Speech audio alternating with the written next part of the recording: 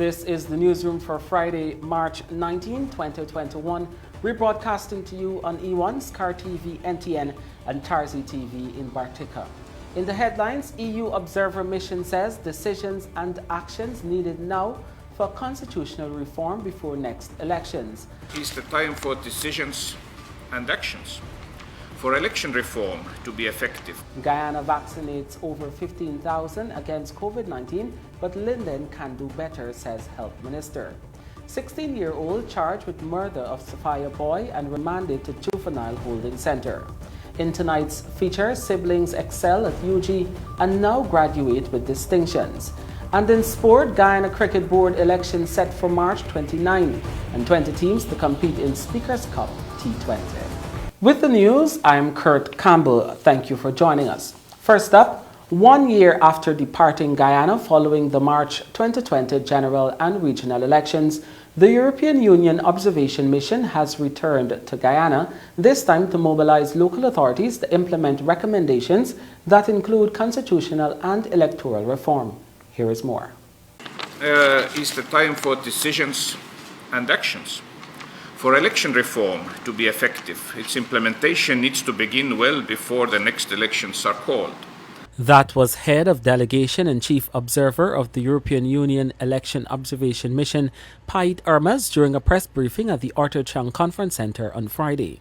He said, with an aim to kickstart this process, a roundtable discussion is organized for Monday, March 25, 2021, where stakeholders, including representatives from the government, political opposition, and the local election machinery, will be brought together to discuss the way forward. On Monday, next week, the European Union Election Observation Mission is organizing a stakeholders roundtable to present and discuss our recommendations and their potential implementation within the election reform process ahead of the next elections. Invitations were extended to the Office of the President, the Government, National Assembly, constitutional commissions, political parties, media, judiciary, and civil society. The EU-EOM made 26 recommendations for consideration, which include a review and consolidation of the fragmented election legislation, an overhaul of GCOM, and legislation to regulate political and campaign financing. Of course, we only make recommendations. We believe that the recommendations we offered could address shortcomings that we had observed in the 2020 elections. However, it is entirely up to Guyana, your authorities and institutions to decide whether they take any of the recommendations on board. Other recommendations include a transforming of the state media into a genuine public service broadcaster and clear procedures for the transmission and tabulation of elections results. Irma said any declaration should be accompanied by simultaneous publication of detailed polling station results and digital copies of all statements of polls. The EU-EOM also urged the establishment of a comprehensive election dispute resolution system. Already, the EOM, headed by Mr. Irmas, has met with President Irfan Ali, leader of the opposition Joseph Harman, chairperson of the Guyana Elections Commission Justice Retired Claudette Singh, Speaker of the National Assembly Mansour Nadir, the Chief Justice Roxanne George, and Minister of Foreign Affairs and International Cooperation UTUD. Reporting on these meetings, the chief observer said the authorities have demonstrated a willingness to start the process of implementing the recommendations, either in full or in part, but noted that ultimately it is up to the Guyanese people and politicians who dictate the law-making system. He said everything must be done to ensure that the things that happened last year never happen again. The EU has committed to helping Guyana strengthen its democracy and electoral system. In a notice of motion filed on Friday to strike out the APNU-AFC coalition appeal in relation to election petition number 99, Attorney General and Minister of Legal Affairs Anil Nandlal has asked the appeal court to uphold a January 18, 2021 decision by Chief Justice Acting Roxanne George in which she dismissed the petition. In so doing, Nandlal has asked the court to strike out the coalition's appeal which challenges the Chief Justice ruling. He has submitted an affidavit in support of the motion by Solicitor General within the Attorney General Chambers, Nigel Hawke. In that affidavit, Hawke contends that the Chief Justice was in order when she dismissed the petition as a nullity for non-compliance with the strict rules for service. Hawke, in his affidavit, also questioned the Court of Appeal's jurisdiction to entertain the appeal brought by the coalition and regards any permission to allow the appeal to proceed as unlawful, irregular, and unconstitutional. He contends, based on information from the Attorney General, that the High Court has exclusive jurisdiction to hear and decide on the petition. A notice of appeal was filed on February 24, 2021 by Attorney-at-Law and APNU-AFC parliamentarian Roysdale Ford, in which he represented petitioners Monica Thomas and Baron Joette Natasha Nurse. The petitioners have expressed dissatisfaction at the decision and are now asking for it to be set aside by the Court of Appeal. They contended that the Chief Justice erred on several grounds when handing down her ruling, including that she misdirected herself when she applied the doctrine of strict compliance with service of affidavit in a timely manner. The notice of appeal also noted that an error was made when Justice George failed to consider the overriding objective of the petition in making her decision on the content of the affidavit of service. 9 companies have pre-qualified in the quest to design, build, and finance the new Demerara River Bridge. The announcement was accompanied by an information session held on Monday with the pre-qualified bidders that revealed the general requirements expected in the coming tender. First, bidders will be expected to submit bids in 3 months following receipt of bid documents so that a preferred bidder will be selected and the construction of the project is able to commence in the last quarter of this year. Bidders were advised that they will be required to bid on 2 options. First, a design and build and finance option, and second, a design, build, operate, and finance option. The pre-qualification of bidders followed the government advertisement last September inviting expression of interest in pre-qualifications. The new People's Progressive Party civic government launched the advertisement on September 27, 2020 in all papers, and subsequently 54 firms expressed interest. 44 firms completed the registration process and were provided with the EOI pre-qualification documents. 21 firms submitted to the EOI pre-qualification on the closing deadline of December 4, 2020. We tell you now that 4 months after being established, a total of 197 reports were made to the domestic violence toll-free hotline number 914. It was revealed that of the reports made, in 8 instances, the police had to intervene immediately. 1 child made a report directly and other reports were made by adults outside of this situation. Here is more. Of the 197 reports made, 158 were domestic violence related cases and as such were referred to the district probation offices. The remaining 39 cases were child abuse cases which were referred to the Child Protection Agency. This was revealed during a media briefing by Minister of Human Services and Social Security, Dr. Vindia Prasad, on Friday. Dr. Prasad explained that the majority of the reports came from Region 4 with a total of 113. This was followed by Region 3 with 36. 18 reports came from Region 6, while Region 2 recorded a total of 14 reports, and Regions 5, 7, 9, and 10 recorded a total of 16 reports altogether. Now, if we look at how these reports come in, it would allow the officers to intervene in various ways. Immediate intervention would require officers to contact the police directly if there are issues that require immediate intervention to take a person or a child to safety. That has been occurring. And of course, those who are in situations that do not warrant immediate attention, the officers will intervene, whether it's counseling or whether it's linkage to our support services. The 914 hotline was launched last December as a result of the significant decline in the reporting of violence and child abuse due to the COVID pandemic. There are now 17 trained officers working 24 hours at the hotline studio. Dr. Prasad noted that the ministry is also seeking persons who speak Spanish and Portuguese, as migrants are also victims of various forms of abuse. In terms of reporting, we had 1 child make a report directly in terms of the cases of child reports, and most of the other cases where child reports came in, they were done by adults, usually persons outside of the situation. And that's a good thing because it means people are being vigilant. Some 208 calls were established to be prank calls, and Dr. Prasad is asking that person desist from this habit. Additionally, a gender-based referral app is being introduced The app, called the Gender-Based Guidance Service app, allows persons to be linked directly to all of the ministries of services.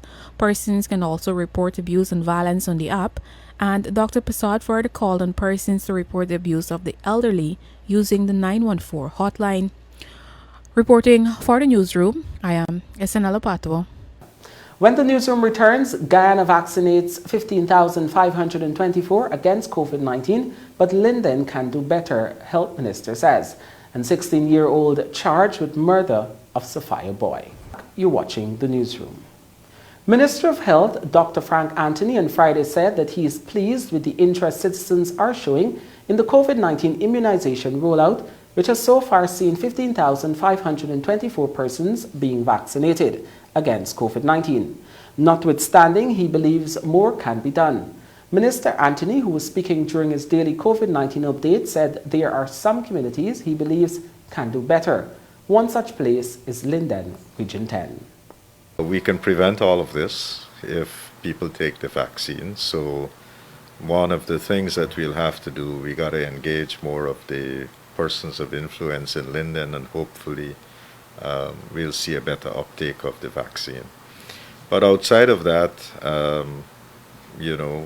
many persons are coming forward to take the vaccine, and we are very pleased with that. We'll be ramping up the rollout because we want as much people as possible and in the fastest way possible to get this, because once they get the vaccine, that protection starts, and we are eager to put these vaccines in people's arms rather than keeping it in one of the freezers that we have.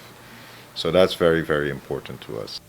In hopes of receiving another batch of vaccines, the minister said the ministry will soon make persons 50 years and above eligible. Currently, only frontline health workers, persons above 60, and key government and parliament officials have received the jab. Although World Consumer Rights Day was celebrated on Monday, March 15, 2021, the Guyana Competition and Consumer Affairs Commission still continues to inform consumers about their power and rights for a fair, safe, and sustainable marketplace for everyone. Daniel Swain reports. Sometimes, when we think of the Guyana Competition and Consumer Affairs Commission, CCAC, we usually associate it with advocating consumer rights for goods such as clothing and furniture. But the job of the Commission encompasses a much wider range, including durable goods and services, as explained by Ms. Perry, Consumer Affairs Officer Acting, in an exclusive interview with the newsroom. Okay, so the CCAC is responsible for ensuring that consumers are protected while providing a legal framework for businesses to operate. And so what we want to do is to create a level playing field for businesses while ensuring that consumers are adequately protected. And we are responsible for executing the mandate of the Consumer Affairs Act and the Competition and Fair Trading Act. The CCAC currently conducts aggressive media campaigns via radio, social media, and other platforms to ensure that consumers and businesses alike are aware of their rights. Recently, as a result of the COVID-19 pandemic and the launch of their Home Builders Roadmap on their website, the Commission has received an uptick of electronic and construction-related complaints. So for the electronics industry, for the phones, in most cases, the handsets are defective and suppliers express an unwillingness to provide any form of redress, or the consumer may not have been given a warranty, and so we have to address that. For the construction industry, a lot of the work is what we would call substandard, or maybe the contractor did not complete the work, or it was not completed for the consumer's liking, and so we have to address it. And it is such a good thing because prior to us launching the Home Builders Roadmap, it appears as though a lot of persons did not know where to go to get redress for their construction issues. So since we have been seeing an increase, and we are actually happy that we can actually assist home builders. For 2020, the CCAC received 460 complaints valuing over 104 million, and managed to resolve 56% of those complaints. To date, for 2021, the Commission received 125 complaints and resolved 38%. The Commission says it not only focuses on educating consumers, but also the education of businesses via their business inspection exercises.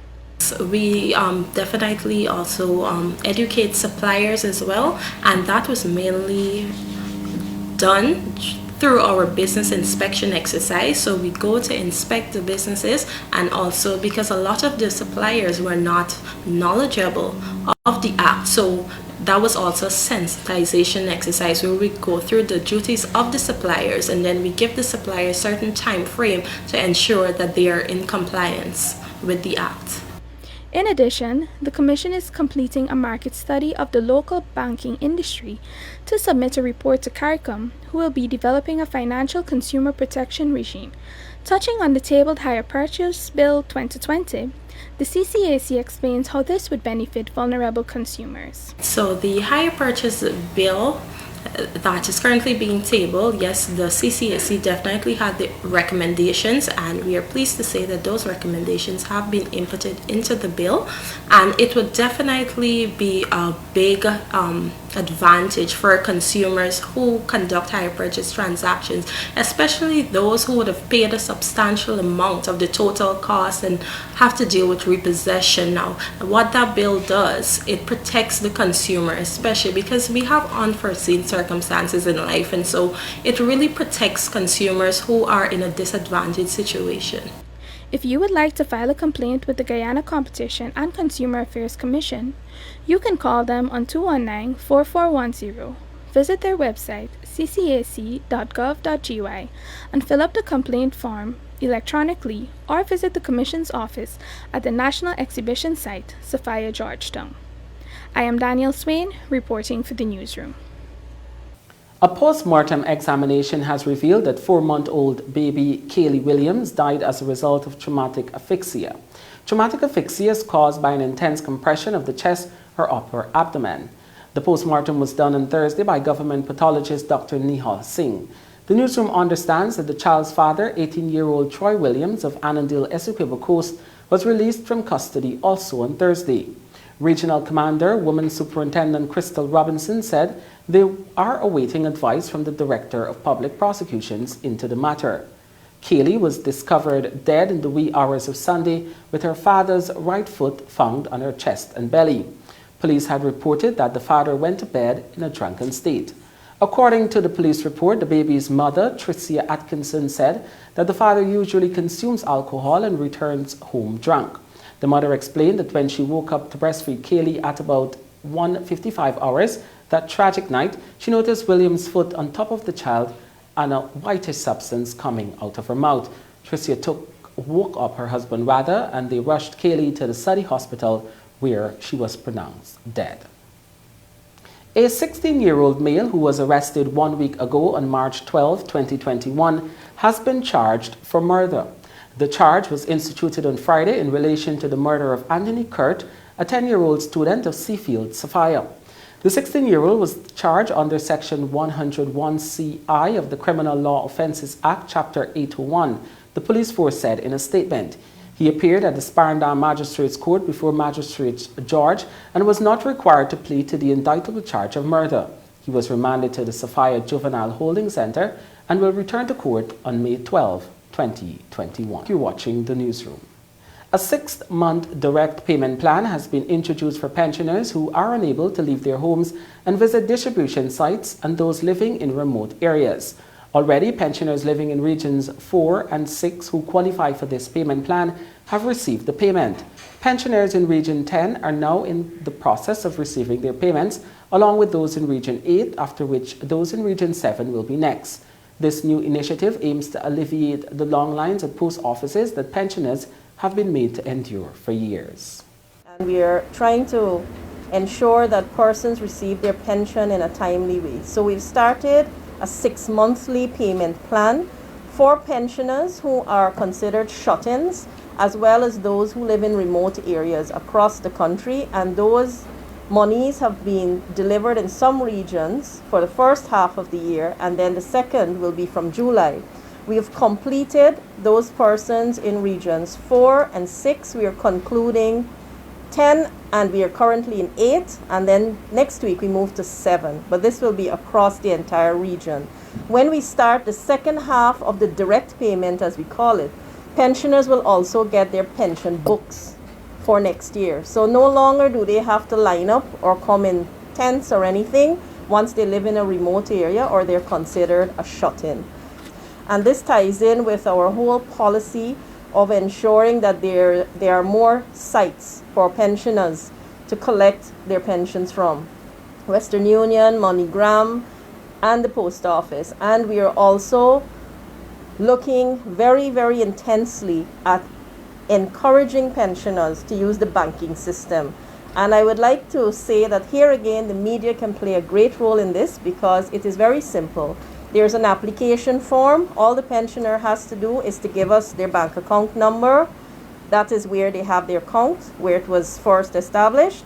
And then they relinquish their book and they sign up for the payment. The payment is made directly to the bank account in the first 5 days of each month. It really hurts my heart a lot when I see so many of them out there.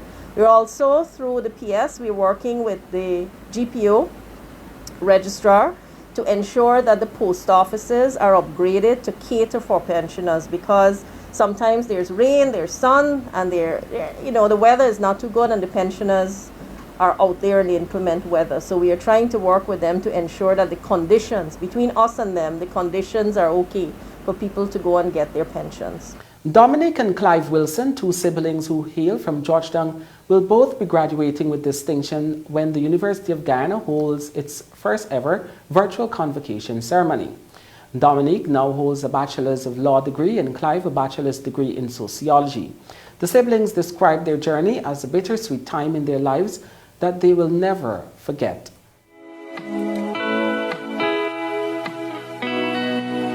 I am Dominic Wilson. I am the last of 4 children, actually. I have 2 older sisters, and Clive is my older brother. My name is Clive Wilson. I'm, of course, Dominic's brother. And I'm the third of 4 children, the only boy among 3 girls, sorry.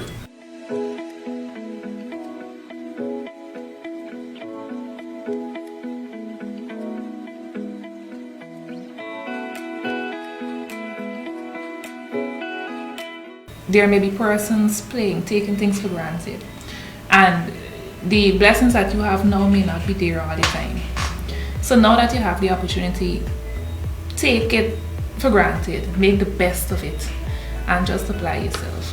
That is what I did. So I wasn't a scholar in my entire life. I can't tell you about all the good grades I got in primary school and about secondary school. I'm ashamed to show my secondary school report card, but I made that transition in sixth form.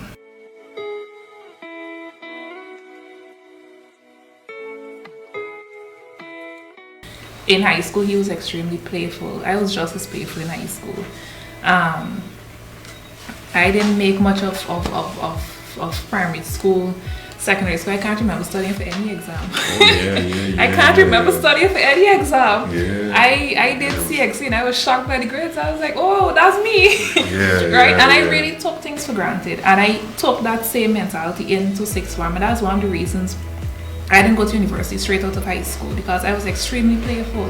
I was so playful that I missed an entire CSEC exam. I was that playful. And they could have taken you into UG law. Right. Just because you didn't have history and sleep. But one of the reasons I didn't go straight to UG was because I was still playful. I took everything for granted. I went to sixth form. I did poorly in my first year of exams at sixth form. I wrote 2 exams and I got a C and a D. And I was extremely disappointed. And it was at that point the lecturer, my lecturer at sixth form spoke to me and encouraged me. He said, Dominic, you have the abilities.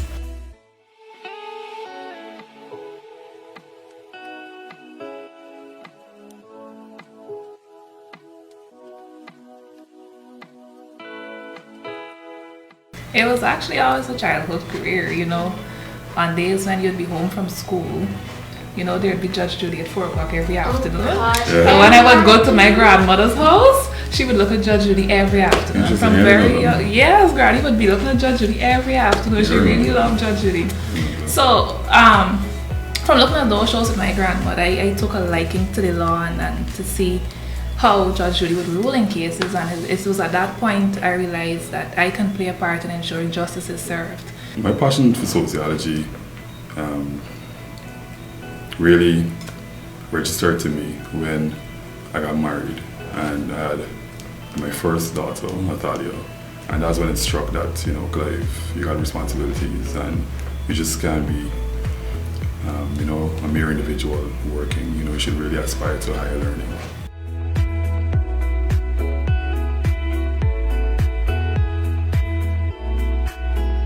And being in the same environment and studying, it was pretty competitive because Dominica always shared her grades, and you know, I always had to know that, hey, yo, this semester, Clive, you're looking at the distinction, and you know, it was like, all right, you know, I got responsibilities, so if I fall with the credit, no problem. So it was pretty competitive. We had different study schedule. I don't know what was hers, but what I usually did, I usually got in early, went to bed, you know, at 8:30, 9:30, and got up at 1:30, 2 o'clock, and I studied from then to about 5, 6:30. Got an hour and a half sleep, and then got up again and went to work. Right. And then got tired during the day, of course. But that was my study schedule. And at 2 a.m. I actually focused better, so I did some of the same late night studying. After a long day, you usually came home, you rested a bit, and then you get up at 12 and you start again. That was dangerous but beneficial.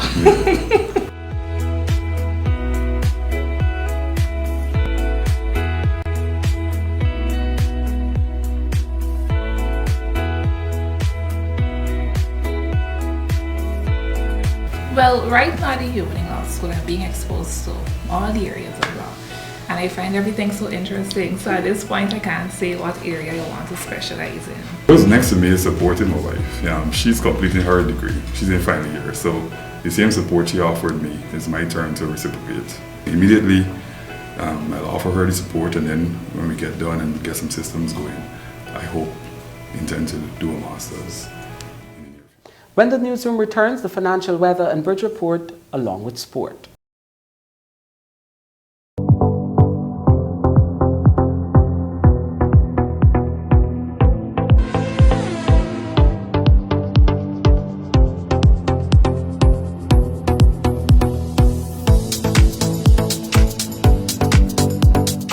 Welcome back to the newsroom now for a look at what's happening in sport.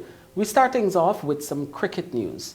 20 teams have been confirmed to compete in the inaugural Speakers T20 Championship, set to bowl off shortly. The tournament dates and draw were unveiled at the official launch on Friday afternoon in Georgetown. Akrim Green reports. The tournament will run from April 3rd to May 5th and will have 4 groups of 5 in which the top 2 teams from each group progress to the quarterfinals. During the group stage, each team should play 4 matches.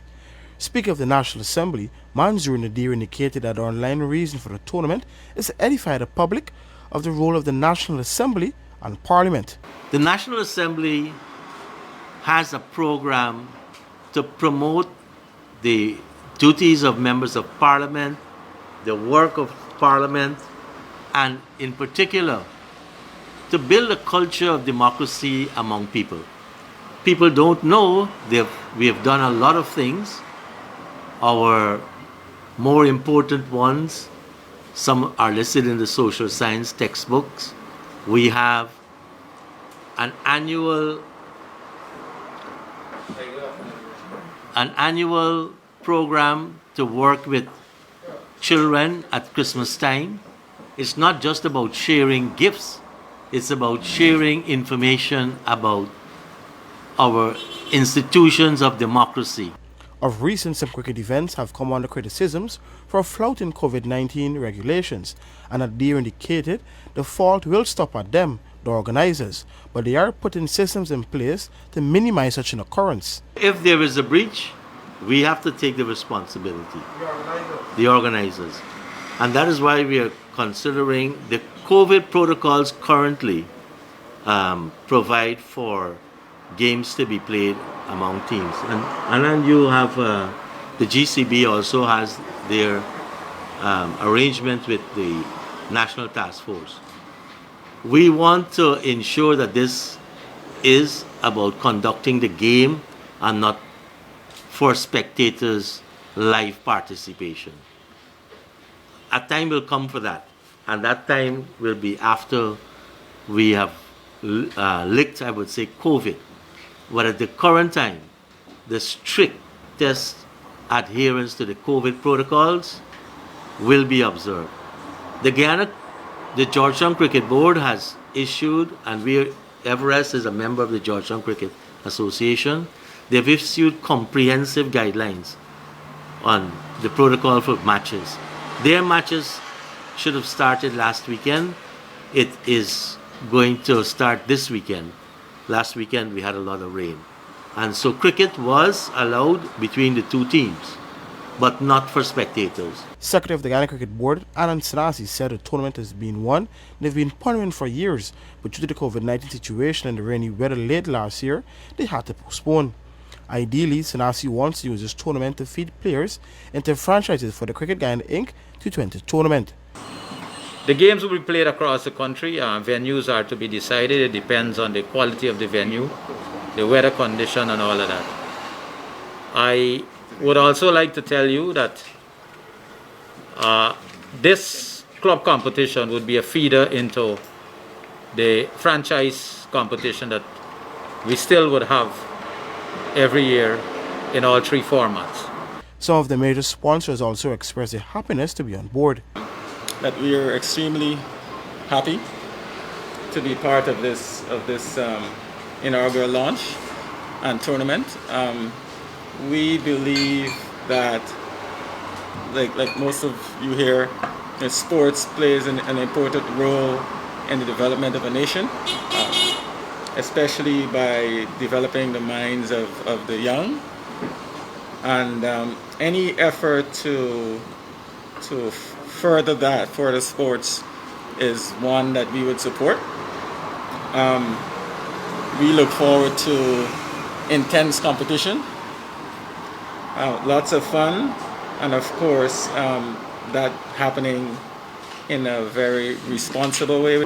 We have the privilege of managing the digital presence for the competition, and involved in that is the development and maintenance of the website.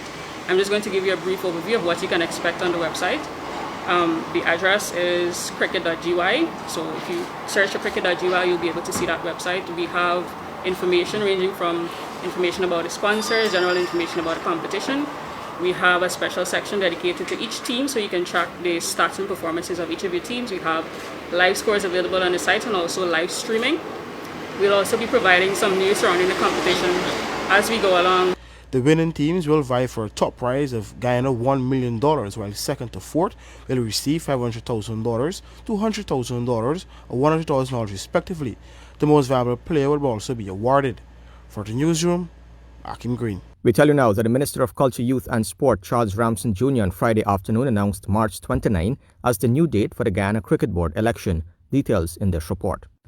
The ministry's statement on Friday read, quote, "Having just concluded the required consultation with Cricket West Indies, formerly West Indies Cricket Board, the public is hereby advised that the date for the Guyana Cricket Board election is hereby appointed to be the 29th of March 2021, pursuant to the Guyana Cricket Administration Act.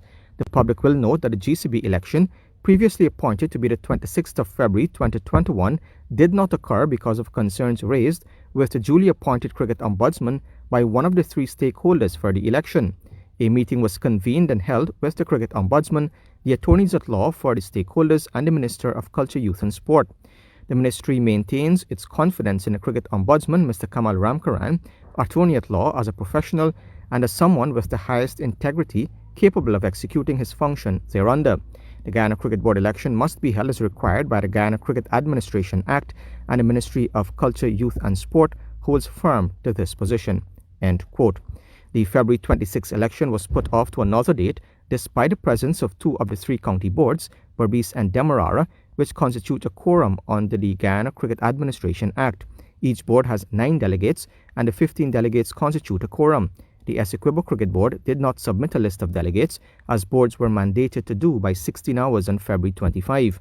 Cricket Ombudsman Kamal Ramkaran told the delegates and media operatives that the Essequibo Cricket Board, through its attorney, had raised some complaints with regards to verification of clubs in an email to him the previous evening. Ramkaran pointed out that the issue outlined in the email was not about the putting forward of delegates, but rather his function of verifying registers. The Cricket Ombudsman, having been appointed by the Sport Minister Charles Ramson Jr. after consultation with Cricket West Indies, has two functions: to verify the register of clubs and perform the functions of returning officer for the first election of the membership of the Guyana Cricket Board. Meanwhile, Cricket West Indies director Anand Senasi indicated at a press conference on Friday that domestic T20 tournaments within territories should be the feeder for the respective Caribbean Premier League franchise, and the monies gained by CWI from CPL should be used to develop domestic tournaments. For quite some time now, I've been having that discussion not only at the local CPL franchise level, but at CWI level, that there has to be a feeder system to feed the Cricket West Indies T20. I want to be clear, CPL is a Cricket West Indies tournament. It's something that has been franchised out to an operator, a license fees is paid. And so it's a Cricket West Indies tournament. What I was not satisfied with, and I'm still not satisfied with, is how do we develop our youngsters coming through in the system when you have so many overseas based, meaning outside of the Caribbean. So yes, I still think that some of the money that has been put by CPL into the developmental process, which is $360,000 US, should be spent individually in those territories to assist with tournaments like these and enhance it. Newly appointed West Indies Test captain Craig Braffett said he's proud and excited to be handed the leadership full-time. Braffett's tenure will begin with 2 test matches against Sri Lanka starting March 21 and 29 in Antigua. I'm Craig Braffett, West Indies Test captain. To get that phone call, it was, very exciting. Obviously, it was, very proud.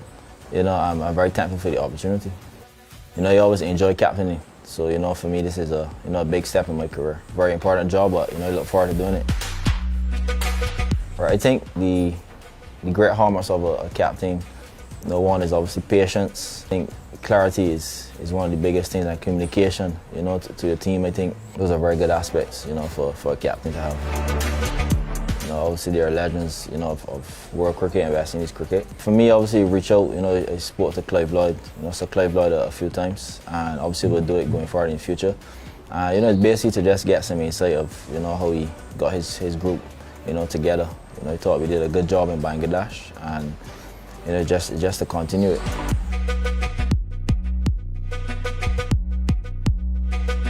Well, I thought Jason Holder did a great job, leading the West Indies team the last 5 years.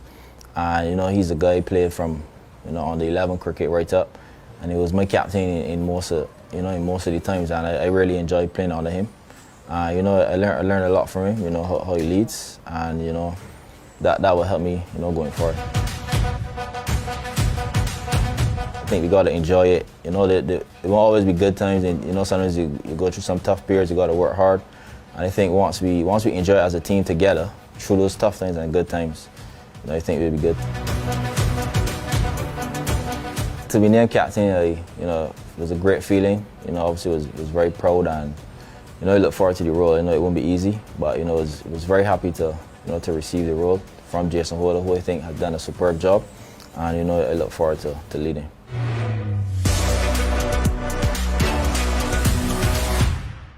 Now, the Big Man Cricket Over 45 T25 tournament will resume this weekend with a total of 7 matches across venues in the 3 counties. More in this report. 3 games are slated for Saturday, March 20, all of which will bowl off at 13 hours. GT Royal Rangers will clash with Upper Quarantine Rangers at the number 72 Cotton Load Ground, with umpires Abbas Hussain and Rajendra Suknanan calling play. At the Imam Bacchus Ground in Essequibo, West Dem Vipers will tackle Essequibo Eagles, with Deva Das and Wazir Danraj being the umpires, while at the Farm Ground, Real Warriors will face West Bank Warriors, with Monty Chester and Zahir Mohammed, the men, overseeing play. On Sunday, March 21, the Georgetown Cricket Club will host a doubleheader. GT Royal Rangers will play West Bank Warriors from 9 hours, and Upper Quarantine Rangers will challenge Essequibo Eagles from 13 hours. Monty Chester and Dion Fazell are the umpires. At the farm ground, Real Warriors will confront Jai Hind from 13 hours, with Moses Ramnarine and Patrick Edwards the umpires, while over at the Metamerisor ground, West Ham Vipers will trade skills with Timothy Masters from 13 hours, with Lyndon Matthews and Mark Scott calling play. After the first round of play, Jai Hind lead the points table with 40 points, followed by West Ham Vipers on 11. The other 6 teams are all locked on 10 points each. And with that, we've come to the end of this evening's newscast. On behalf of the news and technical team, I'm Kurt Campbell saying good evening.